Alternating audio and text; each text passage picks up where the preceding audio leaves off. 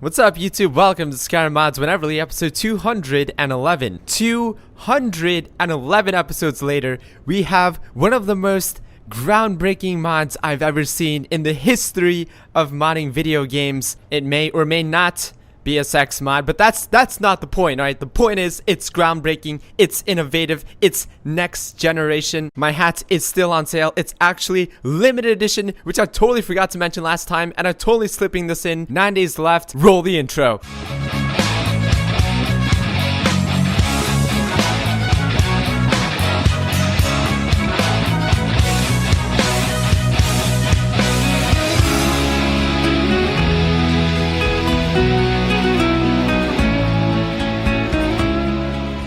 So at this point, we've all probably played through the opening scene of Skyrim multiple times. We can practically recite Rayloff's lines in our sleep. It's so boring and dreadful, we might as well just go to sleep. But what if I told you that there's a mod out right now that could make you actually want to play the opening scene all over again? This is the opening scene overhaul. Apparently there was lots of unused dialogue, alternate voice actors, and all that jazz that Bethesda was hiding from us for a more detailed and less dumbed down intro. For starters, Loki is a completely different voice actor. He's actually not a bitch for once. Divines, please help me. Taking it to Ulfric, taking it to Rayloff, blaming the Stormcloaks. You traitor! You're the reason we're here! Unfortunately, he still gets shot down like a bitch at the end. Even the list guy, Hadvar, has a completely different voice actor. A kind of nonchalant, I really don't give a fuck that you're dying kind of voice though. Sorry, orders is orders. Too bad you got caught up in this mess. The vanilla one seemed a lot more sympathetic. I'm sorry. At least you'll die here, in your homeland. When you arrive at Helgen, this time around you can actually hear Elenwyn and Tullius having the conversation. You're making a terrible mistake.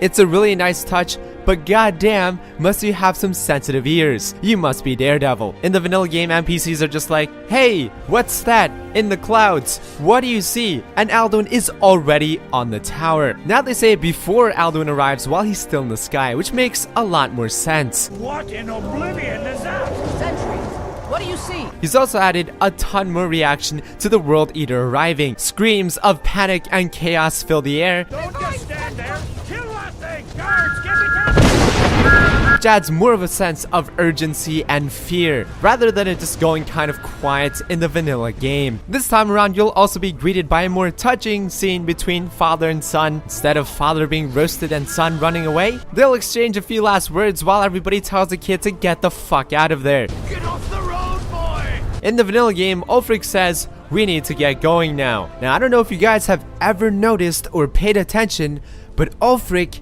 never gets going. Now, with this mod on, he will actually follow you and you can escape together. He actually has dialogue for when he escapes with you and Rayloff. It's unbelievable. He's not just following you quietly, he says a lot. Being us on the dragon, not many Imperials will be getting out of Helgen alive. Which makes me wonder why they excluded this. Maybe because Ulfric following you in the beginning would make it too easy. But then again, this is kind of a tutorial area, which makes it even more awkward when my Ulfric dies. Like, what the fuck? At some point, the cave collapses and you and Rayloff are separated from Ulfric, and the rest is history. I was actually very pleasantly surprised by this mod. The beginning tells us more about the current conflict. The extra lines here and there really set the mood. The addition of escaping with Ulfric, all of the same result and the same timing, yet still a vastly better beginning. This is an incredible mod.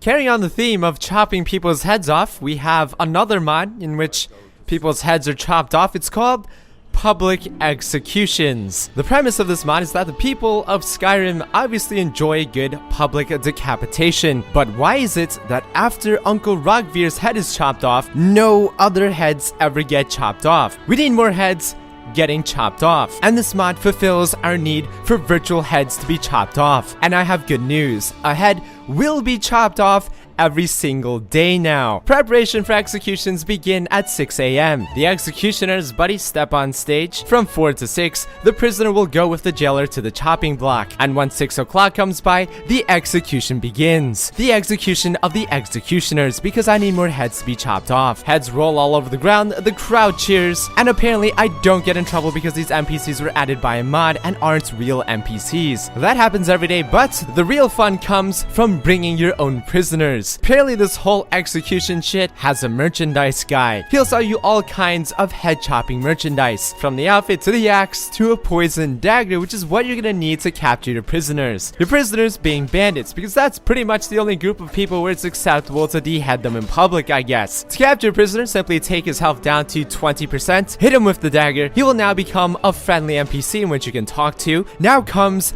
the hardest part, actually talking to him before something kills him. I must have spent half an hour trying to talk to one prisoner. Like, seriously? Fucking seriously, Giant? Where did you even come from? A heart failure? Are you fucking kidding me? Yes. Okay, I'm done. I'm fucking done. Anyways, finally got this poor bastard. Brought him back with me, collected my 400 gold, watched him get his head chopped off. It was a good day. It was a really good day. Do you enjoy tentacles?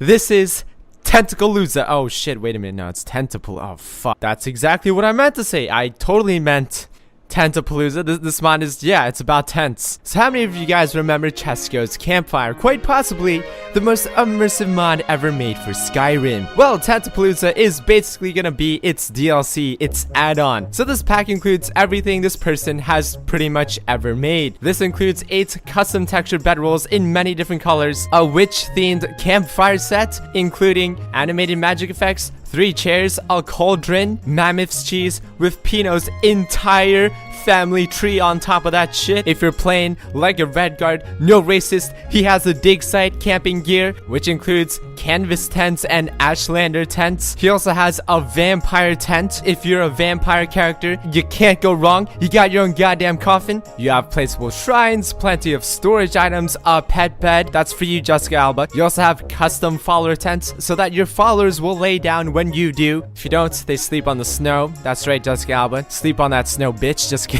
And probably the coolest tent is the Conjured tent, which actually isn't really a tent. It's actually a giant blue bubble. Comes with your own blossom tree, drink, and snow elf floor. And because these things are integrated with Campfire, you can interact with them, lay down, turn on the light, talk to your follower while you're laid down, toggle the view so that it actually makes your tent see-through like you're playing the fucking Sims or something. They're all craftable and obtainable through the Campfire system, whether it be with the tanning rack or using the survival ability. And a feature that I think is new of Campfire, you can even burn this shit down and get arrested for camping out at Ellis Heath's room. But who cares? I'm the thing. You know how you keep getting steel armors in this game and they look exactly the same as everybody else's steel armor? It's like some factory out there in China's in Akaviri is producing these things like hotcakes. There shouldn't be factories during this time period. Everything should be custom and individually made. And that's the beauty of this next armor mod, the Book of UUNP Iron and Steel Volume 1. So this mod actually adds over 223 unique armor pieces to the game. 70% of those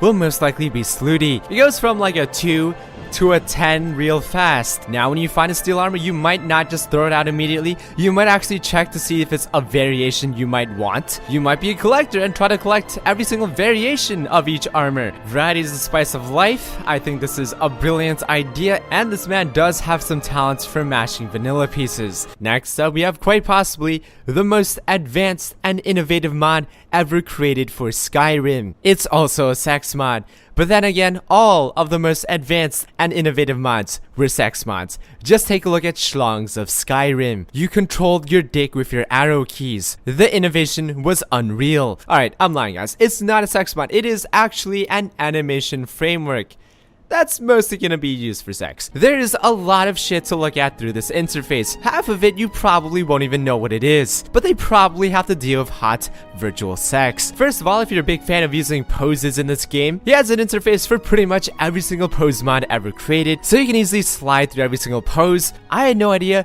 there were even this many pose mods in existence. There's an equipment interface showing what you have equipped in all 62 slots. I had no idea we had that that many slots to equip items on. This basically allows you to take off any single garment you have on when engaging in possible certain activities, in which this mod is definitely not the aim for. You can quickly undress and redress with a click of a button here. He even has an info section called body scales. This takes Skyrim's scaling system and applies it to real life. Apparently Alex Strauss is 6 feet tall and weighs 159 pounds. You can also inspect other people and pull up something called a profile. Profiles are fictional biographies made by the user to, I guess, add their own lore and custom backstory and fully flesh out otherwise one-dimensional NPCs. You can change the language, you can change the key bindings, you can change the colors, and just all kinds of other great information and toggleable settings. But that's just the side dish. The main course is actually the modules. Currently, there's only about 2 modules. One of them involves fornication and the other is just a demo. To begin a scene, simply select a male NPC and select a female NPC. Once you're in the scene, you can start modifying certain attributes of the scene. Like lighting, there's bright and dim lighting for your face and butt, because I guess that's the only 2 things we're actually paying attention to in the scene. You can even undress and dress in real time, as well as alternate actors. Now,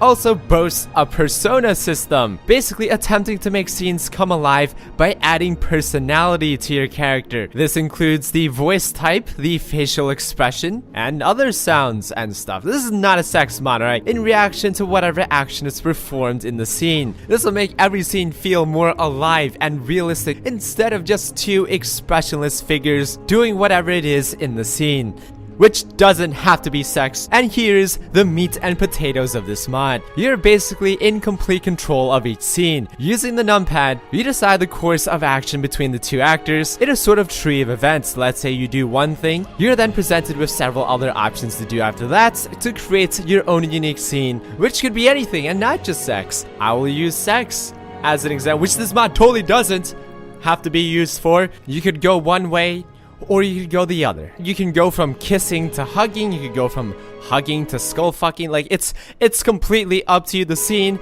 is all under your control. So right now, yes, there's only a sex module called O-Sex, but he does plan on creating some type of combat module, and hopefully the community will come together and create other great modules that don't have to deal with fornication. This is actually just one of the most impressive things I've ever seen in modding. This is just like when modding goes too far. It's become too realistic for me to handle. I'm just gonna quit like tomorrow. That is it for this week, guys. Hope you enjoyed all the mods featured in this episode, and I'll see you guys in the next one.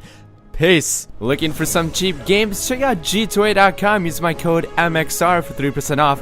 There's a link down below.